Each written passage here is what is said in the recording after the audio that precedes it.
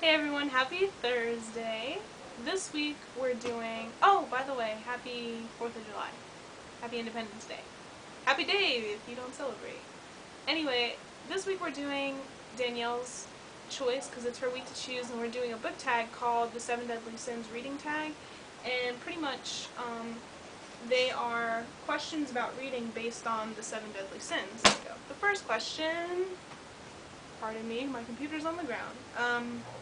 Greed, what is your most expensive book, and what is your least expensive book? My most expensive book is this baby right here. It's Grey's Anatomy by Henry Gray. It's $20 at Barnes and Noble, I think. I didn't keep the receipt. I usually do, but I didn't. I don't know why. Anyway, my least expensive book was Oliver Twist. I almost said Charles Twist. Oliver Twist by Charles Dickens.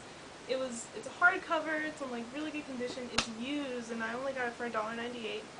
It also had a mustache inside. Wrath, what author do you have a love-hate relationship with? Nicholas Sparks, because I really love to read his books. I like the idea of his love stories, but at the same time I get so frustrated because it's the same thing, like almost the same thing over and over. You know, two people fall in love, there's some sort of issue that's keeping them apart, and then they get together in the end. So I love it, but I hate it. The next question is gluttony. What book have you deliciously devoured over and over with no shame whatsoever? That would be this book. It's Nicholas Sparks' book, of course. Like, you guys didn't even have to think about that. It's a walk to remember. It is not all messed up like this because I read it. It's like this because it's my brother's book, and I had to tape the cover back on. So that's my brother's fault. Sloth, what book have you neglected to read due to laziness? Another Nicholas Sparks book, no surprise there. Well, I started reading it and then I realized it was a sequel.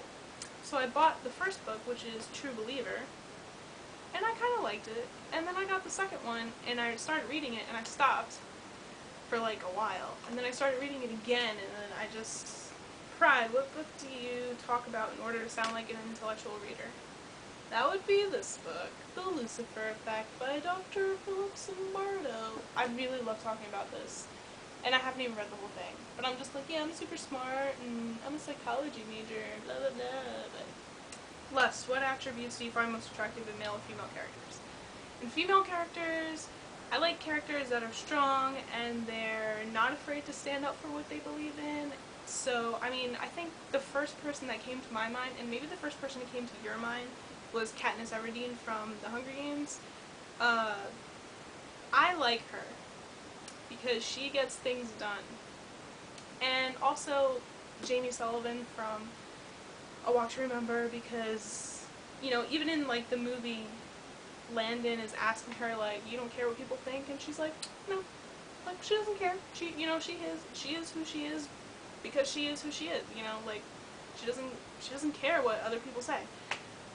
As for male characters, I like the same kind of thing. I like that little bit of arrogance, but I also like those male characters that are troubled. Well, not really troubled. How do I put that? Like wounded. But they don't show it. But also I like characters that are, you know, that sometimes their veil falls and they show their emotions. So I like that in male characters. Envy, what books would you most like to receive as a gift? Actually, number 4 and 5 for the Harry Potter series, because I only have 1, 2, 3, 6, 7. Also, I would like a couple of books on my list of books to read before I die. Definitely some of those. That would be a big help. I'm still reading The Invisible Man by H.G. Wells. I really like this. Anyway, that's it. I'll see you guys next Thursday, and Danielle, I'll see you tomorrow. Bye guys.